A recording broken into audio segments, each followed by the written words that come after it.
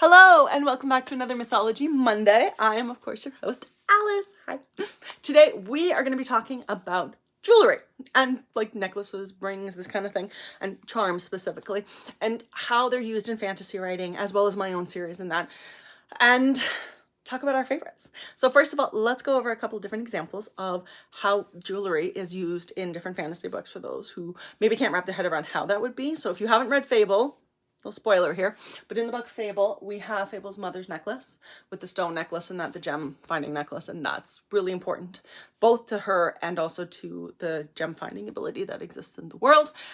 In Lord of the Rings, very clearly, the Ring of Power that they're getting rid of and throwing into Mordor is a very clear-cut case of another type of jewelry that is one that's used in the book and is then disposed of. And in my series, The Head, the Heart, and the Air, there it is.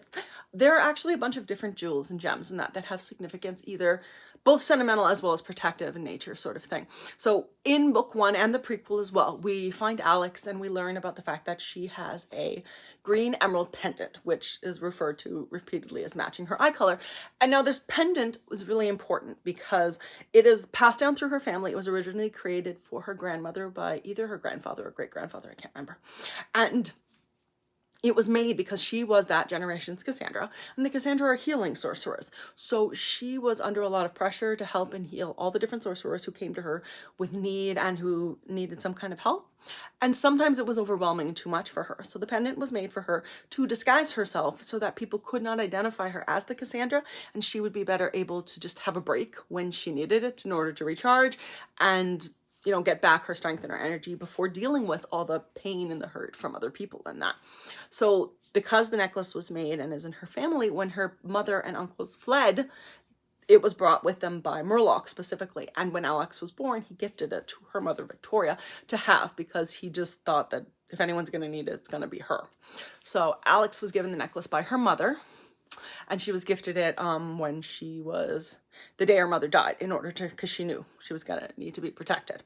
And so we see that a lot in the first books. The way it works is it takes Alex from her girl appearance and essentially transforms her into a boy. It removes her chestnut brown hair that is long and puts instead short red hair, like a rust kind of color, dark red, not Stefan and Jessica's bright, vibrant red. And it also takes away her feminine figure, and to the point that if she were to go swimming with the guys in the camp and she was wearing it, they would see her as a boy, which is one of the reasons she will never take her clothes off when she wears it, because it is very disconcerting for her to go from her to masculine in that area. But that aside, when she comes back to the castle and there's no more need for her to hide, she kind of retires that necklace. She still keeps it, but she puts it aside in her dresser and keeps it for memory of her mother. And instead, she's given by her father a necklace that was her mother's. It is an obsidian stone with a really pointy little end to it. And I think this one's a little bigger than hers is. But the point of it is that it's the necklace her mother always wore. Her father tells Alex that he gifted her mother dozens of other necklaces, and she never wore any one except for this one.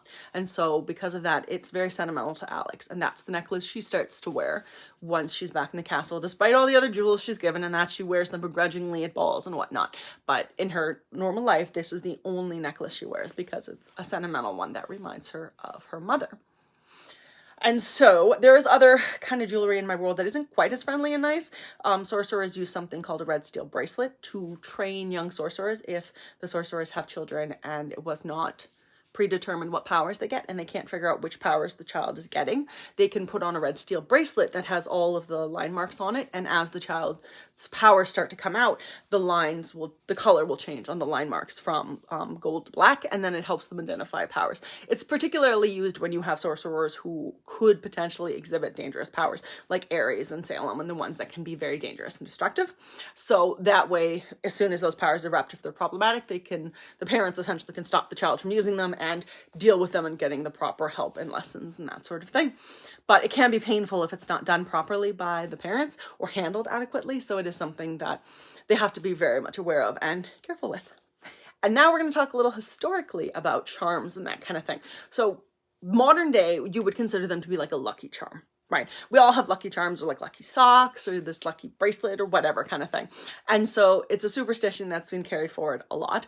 Historically, lucky charms were actually made like crafts that were made by witches, and they could spell the physical item, and it would provide you with mostly protection is what charms used to be used for. And even nowadays we use charms for protection. If you think of things like people who wear crosses or pendants from saints and angels and that kind of thing, the idea of something looking over your shoulder and protecting you has always been around. It's just in a historical context, they were made by more natural things and would be made by healers or witches and shaman kind of things, people, not things. And so that is where the history of all of that kind of thing comes from. So that is my spiel on magical jewelry and things. So if you know of a magical charm of some kind in a book, drop it in the comments. Let me know. I love hearing about all the different ones that are out there that I haven't found yet.